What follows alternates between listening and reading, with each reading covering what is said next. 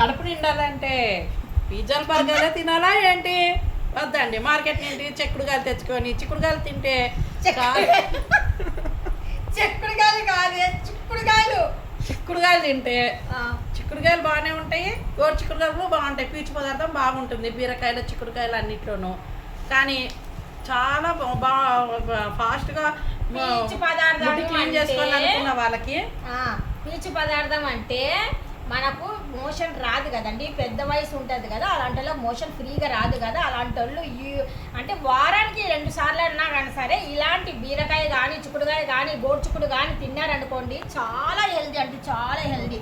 రాత్రి వండుకొని తినండి, ఉదయంకి మీకు కడుపు ఫ్రీ అయిపోతుంది, మోషన్ కూడా చాలా ఈజీగా వచ్చేస్తుంది అనమాట.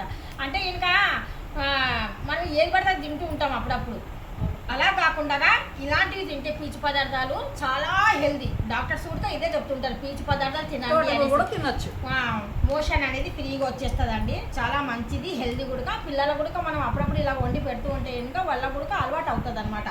అప్పుడప్పుడు కాకపోతే ఇంకా యూట్యూబ్లో ఒకసారి 2 సార్లు తినండి, పిజ్జాలు బర్గర్లు కాదు. చిక్కుడుకాయలు పురుగులు ఉండకూడదు అంటే ఇలా ఇలా చెక్ చేసుకోండి, ఇలా చింపి చూడండి, ఎలా చింపితే పురుగులు ఉండునా చూడండి, నీట్గా కనబడతాయి. బాగుందంటే ఇలా తుంచేసుకోవడమే,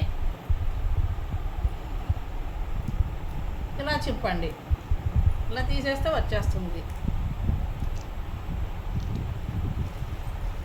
ఎర్రగా ఉన్నాయి కానీ ఇది పుచ్చు కాదు.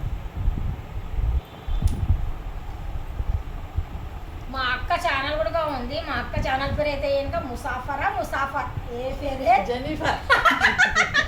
జెనిఫర్ అంట.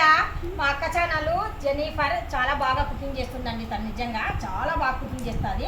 వెళ్ళండి చూడండి, సపోర్ట్ చేయండి మా అక్క కూడా please. Thank you so much. అల్లా హాఫీజ్. అస్సలాము అలైకుం వరహమతుల్లాహి వబరకాతుహు.